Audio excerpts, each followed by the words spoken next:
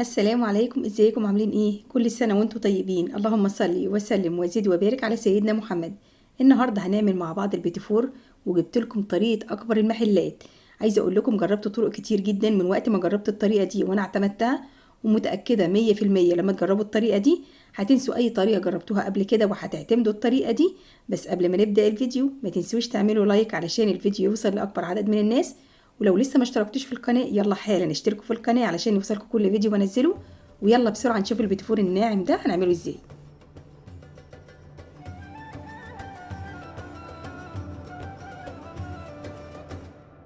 المقادير اللي هنحتاجها عبارة عن 500 جرام دقيق، 350 جرام زبدة بدرجة حرارة المطبخ، 170 جرام سكر بودر منخول، 3 بيضات بدرجة حرارة المطبخ، و2 ظرف فانيليا.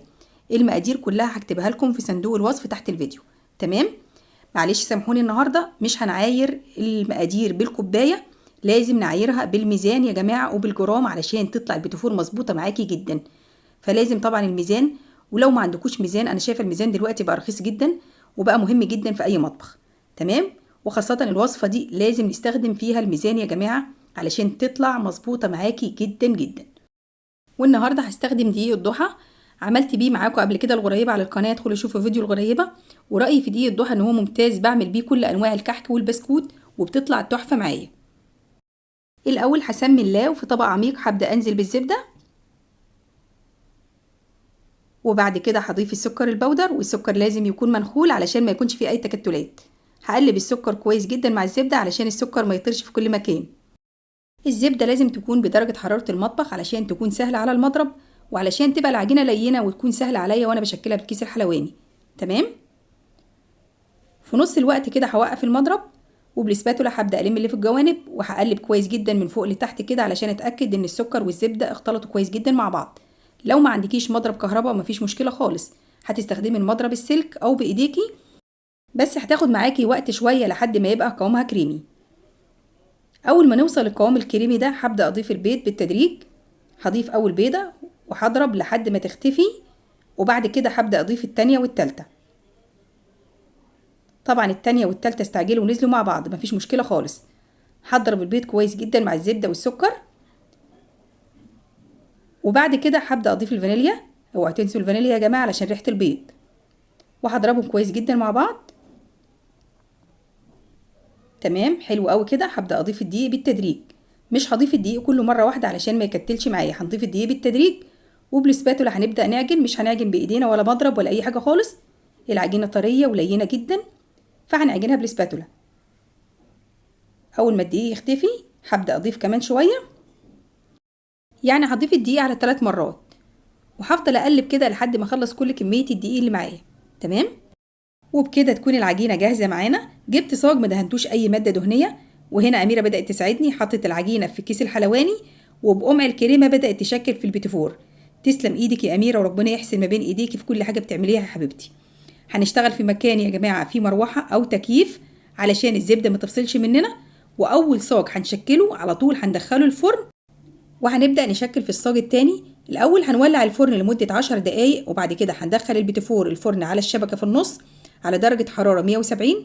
هنولع الفرن من تحت بس مش هنولع الشوايه، ومن حراره الفرن البيتي فور هيبدا ياخد لون ذهبي من فوق، مش محتاجين ابدا نشغل الشوايه. تمام. ومجرد ما البيتي فور تاخد اللون الذهبي من تحت على طول هنطلعها من الفرن. حلو قوي الحجم اللي اميره شكلت بيه البيتي فور ده، تسلم ايديها يا رب.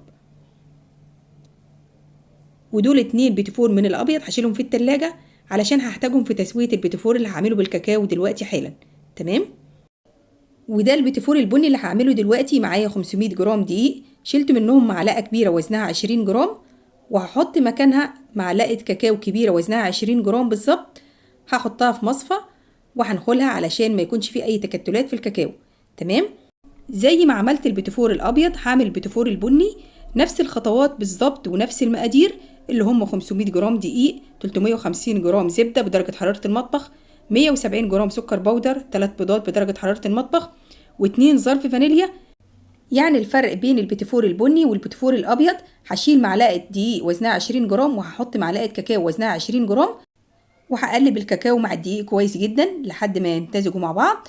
وبعد كده هعجنها بنفس الطريقه اللي عجنت بيها البيتي فور الابيض. تمام. وهنا جبت صاج ما دهنتوش اي ماده دهنيه، وهنبدا نشكل في البيتيفور زي ما شكلنا البيتيفور الابيض بالظبط. تمام.